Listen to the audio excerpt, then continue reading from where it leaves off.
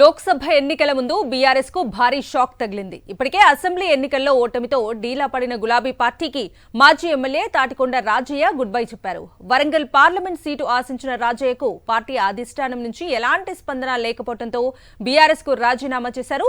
త్వరలోనే ఆయన కాంగ్రెస్ పార్టీలో చేరుతారని ఆయన అనుచరులు చెబుతున్నారు.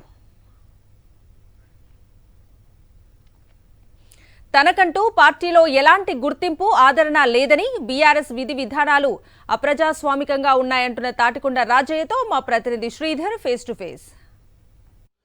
మాజీ డిప్యూటీ సీఎం బీఆర్ఎస్ సీనియర్ నేత తాటికొండ రాజయ్య గారు బీఆర్ఎస్ పార్టీని వీడుతున్నట్లు వార్తలు వస్తున్నాయి. ఈ నేపథ్యంలో తాటికొండ రాజయ్య గారు ఉన్నారు. ఎందుకంటే చాలా సీనియర్, 4 సార్లు ఎమ్మెల్యేగా, ఒకసారి డిప్యూటీ సీఎంగా పనిచేశారు.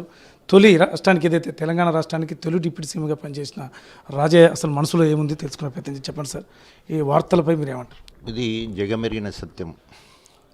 దాదాపు 6 నెలల నుండి విపరీతమైన మానసిక క్షోభ.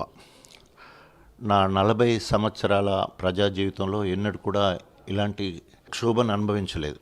ఎన్నడూ కూడా ప్రజాదరణకు దూరమై కార్యక్రమాలు చేయాలి. ప్రజలు కోరుకున్న దారిలోనే ముందుకు పోవడం జరిగింది.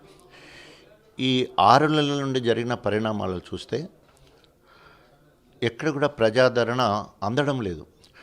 ప్రజలు ఎటు సైడ్ ఉన్నారో నేను అటు సైడ్ ఉండలేకపోతున్నాను. ఉప ముఖ్యమంత్రి తీస్తే ఏమనకపోతుంది, ఎమ్మెల్యే పదవి పోతే ఏమనకపోతుంది, నీ నియోజకవర్గం పనిచేయదు పక్కన పోయి నువ్వు ఇన్ఛార్జిగా ఉండవని చెప్తే కూడా చేసి పోయి గెలిపిస్తే కూడా ఇప్పటివరకు నీకు ఏమున్నదని చెప్పి నీకెందుకున్నావు అని చెప్పేసి అడిగినప్పుడు నిజంగా నన్ను నేను ఒక్కొక్కసారి ఆత్మ పరిశీలన చేసుకోవాల్సిన పరిస్థితి ఏర్పడ్డది. నేను ఇంకా విధేయుణ్ణి అనిపించుకోవడానికి ఇంకా ఇంకా ఇంకా ఓం కేసీఆర్ అన్నట్టు నేను పోతా ఉంటే, అంతేకాకుండా పార్టీ విధానాలు కూడా అప్రజాస్వామికంగా ముందుకు పోతున్నాయి. పార్టీ విధానాలు కూడా నాకు నచ్చడం లేదు. అందుకనే నేను నిజంగా నా దళితులనండి లేదా మాదిగ జాతికి క్షమాపణలు చెప్తున్నాను. ఎందుకంటే వారు నిర్ణయానికి నేను ఇంకా కట్టుబడి లేకపోవడం వల్ల తప్పకుండా వాళ్ళ నిర్ణయానికి కట్టుబడాలనే ఉద్దేశంతో ఈరోజు ఒక నిర్ణయానికి రావడం జరిగింది.